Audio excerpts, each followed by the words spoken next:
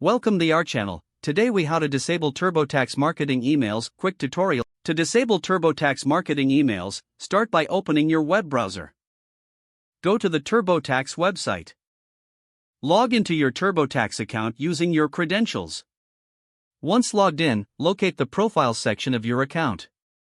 This is typically found in the upper right corner of the page. Click on your profile icon or username. From the drop-down menu, select Account Settings. In the Account Settings section, you will see a list of email types you currently receive. Find the option labeled Marketing Emails. Uncheck the box next to this option to opt out of marketing emails. After making your selection, scroll to the bottom of the page. Click the Save button to apply your changes. You should now receive a confirmation message indicating your preferences have been updated. To ensure the changes are effective, check your inbox after a few days. If you continue to receive marketing emails, revisit the email preferences to confirm your selection. You've now successfully disabled TurboTax marketing emails. If the page does not load, refresh the browser or try again in a private or incognito window. Make sure you are using the correct email address, then retype it carefully to avoid small typos. If your password is not accepted, use the reset option and create a new strong password you can remember. Check your spam folder for verification or security emails, then complete any requested confirmation steps.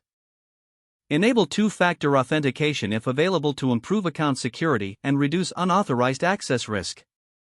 After signing in, review your profile details so your contact information and settings are accurate and current. If you see an error message, note it down and try again after restarting your device and internet connection. Log out when you finish, especially on shared devices, to keep your account and payment information secure. If the page does not load, refresh the browser or try again in a private or incognito window. Make sure you are using the correct email address, then retype it carefully to avoid small typos. If your password is not accepted, use the reset option and create a new strong password you can remember. Check your spam folder for verification or security emails, then complete any requested confirmation steps.